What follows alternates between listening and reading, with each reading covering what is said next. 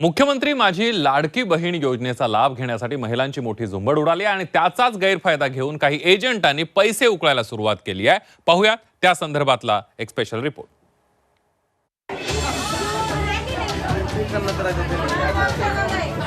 लाडकी बहीण योजनेसाठी महिलांची झुंबड। अर्ज भरण्याच्या नावाखाली एजंटांची चंगळ। किती रुपये खर्च लागला? 500 रुपये किती म्हणते आता? पैसे मागणाऱ्यांवर कठोर कारवाई करणार मुख्यमंत्र्यांचे आदेश। त्यांच्याकडून कुणीही पैशाची मागणी करता कामा नये अशा प्रकारचे सक्त आदेश दिले। राज्याच्या विविध भागात लागलेल्या महिलांच्या या लांबच लांब रांगा। ही झुंबड उडाली आहे ती लाडकी बहीण योजनेचा लाभ घेण्यासाठी।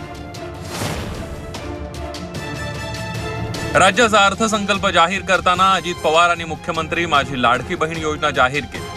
या योजनेतील पात्र महिलांना दरमहा 1,500 रुपये मिळणार आहे। त्यामुळे कागदपत्र आणि नोंदणी करण्यासाठी महिलांची अक्षरशः झुंबड उडाली आहे। त्याचाच गैरफायदा घेऊन अनेक ठिकाणी एजंटांनी आणि सेतू केंद्र चालकांनी 500 ते 600 रुपये उकळायला सुरुवात केली आहे। अकोल्याच्या मूर्तिजापूरमध्ये लुटीचा असाच धक्कादायक प्रकार उजेडात आला। बहीण माझी लाडकीसाठी करताय ना, किती रुपये लागतात त्यासाठी? आता ते 2 कागदपत्राले 160 रुपये लागले। लिहायचे 50 रुपये घेतात? 50 रुपये लागतात। अच्छा, 30 रुपयाचा हे फॉर्म घेतला त्यांनी, तिथून तिकीट वगैरे सगळं, आणि 50 रुपये लिहायची। अच्छा, किती रुपये खर्च लागला? 500 रुपये किती म्हणते आता? स्टॅम्प किमानच आहे, आमचं सही राहिले।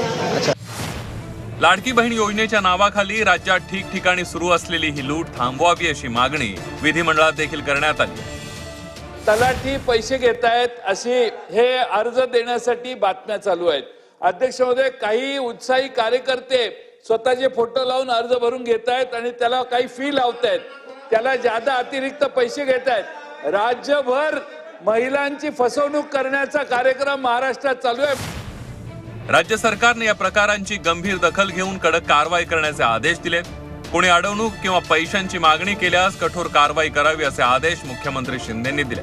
तर एका कुटुंबातील जास्तीत जास्त 2 महिलांना या योजनेचा लाभ घेता येईल असं उपमुख्यमंत्री देवेंद्र फडणवीस यांनी स्पष्ट केलं। त्यांची गैरसोय होऊ नये, त्यांची अडचण होऊ नये, त्यांना कुठेही कुचंबना होऊ नये आणि त्यांच्याकडून कुणीही पैशाची मागणी करता कामा नये अशा प्रकारचे सक्त आदेश दिलेत। यामध्ये कोणी लापरवाही करेल त्याच्यावर कठोर कारवाई केली जाईल। याचा मिसयूज होऊ नये म्हणून एका कुटुंबामध्ये 2 महिलांना देण्याचा निर्णय झालेला आहे। एक विवाहित असेल तर एक अविवाहितला देखील देण्याचा निर्णय त्या ठिकाणी झालेला आहे। त्याच्यामुळे याच्यात कुठली डिस्पॅरिटी किंवा आम्ही कुटुंब नियोजन करून चूक केली का असा जो सवाल येतो, त्या सवालाचं देखील उत्तर हे या प्रश्नाच्या माध्यमातून आपण दिलेलं आहे। दरम्यान मुख्यमंत्री माझी लाडकी बहीण योजनेच्या निकषांमध्ये राज्य सरकारनं अनेक महत्त्वाचे बदल केलेत।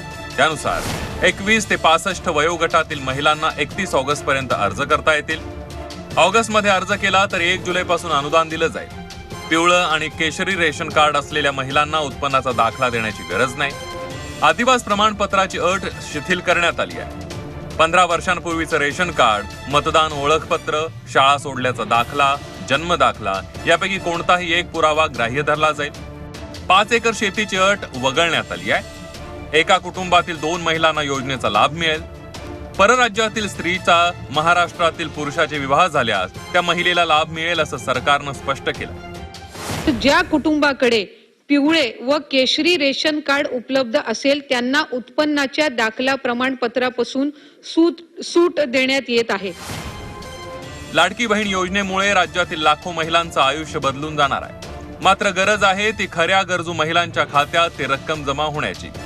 योजनेच्या नावाखाली लुटीचा धंदा सुरू करणाऱ्या एजंटांना चाप लावण्याची।